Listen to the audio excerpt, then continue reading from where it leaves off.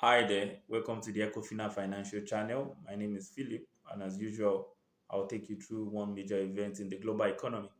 Remember, click the subscribe button, and you can also like this video. If you find it informative enough, and you want others to also benefit from it. We on this channel always analyze economic events and provide insights on the global economy, and that's what we do. Today, our spotlight is on Nigeria as we try to see how the trade balance is actually affecting the currency, the Naira. So we titled this Unfavorable Trade Balance, Limiting Nigeria's Quest to Save the Naira. I'm sure many of you are aware of it already, that Nigeria is really having a difficult task managing the FX situation. The demand certainly far outweighs the supply, and even though some might want to blame it on maybe a strong appetite for foreign products and services, they aren't just enough substitutes, local substitutes for probably some of these goods or services that Nigerians actually import. There are currently several efforts by the Central Bank of Nigeria to, stem the free fall of the naira. But those efforts seems to be yielding very, very little results. Right now, the rates at the official window is around 415 naira, or sometimes 420 naira to the dollar, while in the parallel market, it's as high as 570 naira to the dollar.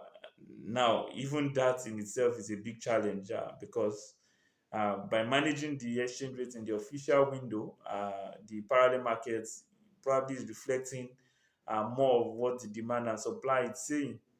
So what is happening right now is that the variation, of course, creates a clear path for arbitrage, which in itself is a big issue because dollar will always find its way from the official sources to the parallel markets. But that, of course, is not the focus of this video. What we are trying to do in this video is to trace the source of Nigeria's crisis, and that we link to the trade balance, which is the import and export balance. So what we've done is that we've done a review of 9 consecutive quarters to see how imports are compared to exports. And we start from the beginning, from the second quarter of 2019 up until the second quarter of 2021. And what we see clearly is that uh, of the 9 quarters, only in two did Nigeria manage a trade surplus, and those were even in 2019. And that creates a very, very big issue because as long as Nigeria continues to operate a deficit, then there will continue to be foreign exchange crisis. At least something needs to finance the imports. And if we are importing more than we're exporting in value, then that creates a big issue. So if you look at the chart, it's there clearly. It shows where the challenge is. Some might argue that 2020 there was coronavirus pandemic. Maybe that was what drove the deficits. It must have contributed to it, but you will see that the slide actually started in 2019 when the pandemic was nowhere near an issue. If we look specifically at the second quarter of 2021, you see that according to the National Bureau of Statistics, the import value for the second quarter alone was 6.95 trillion naira. That's in dollars, $16.5 billion, while the export value was 5.08 trillion naira. When you look at the value in dollars, about 12.1 billion. So that creates a trade deficit of about 1.87 trillion naira, equivalent of $4.45 billion in a single quarter. Now, if you remember, Nigeria just raised some funds through Eurobonds.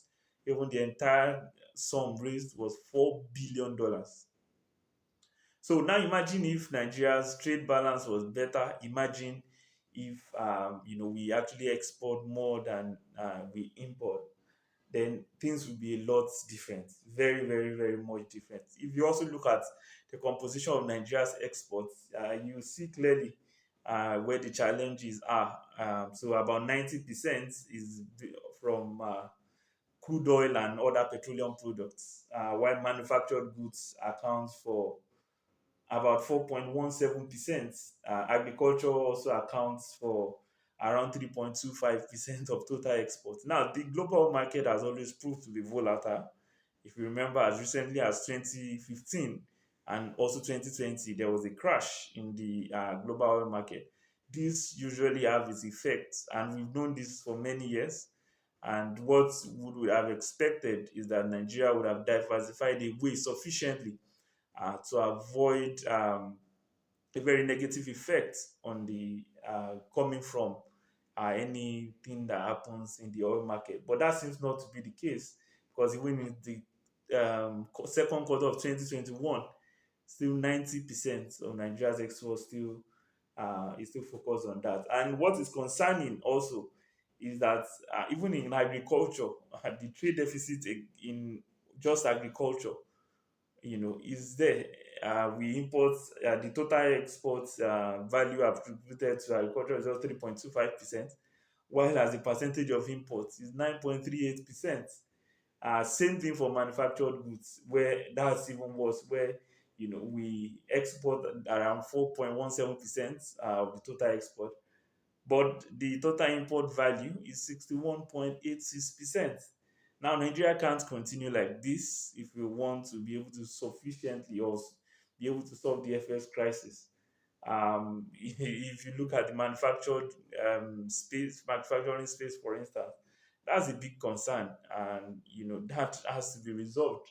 But that of the agricultural sector is even disgraceful, considering the amount of arable land in Nigeria. It was even estimated around 34 million hectares by our Statista in 2019.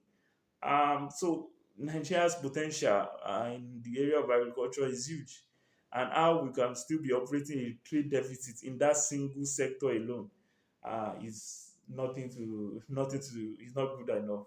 So if the FS crisis is going to be solved, if there's going to be a serious change in the economic system, then that trade balance has to be corrected. Otherwise, the persistent FX problems will just continue, because you can't say you operate a deficit and then expect that you'll be able to solve this major issue. No matter what the effort is in terms of monetary policy, no matter what we try to do, the source, the main thing that has to be fixed, that Nigeria needs to export more and to export and to diversify the economy and make the economy strong enough to withstand any pressure from the global markets. So that's it on on this edition. Remember, click the subscribe button and like videos if you find it insightful. And we'll be back with you next time.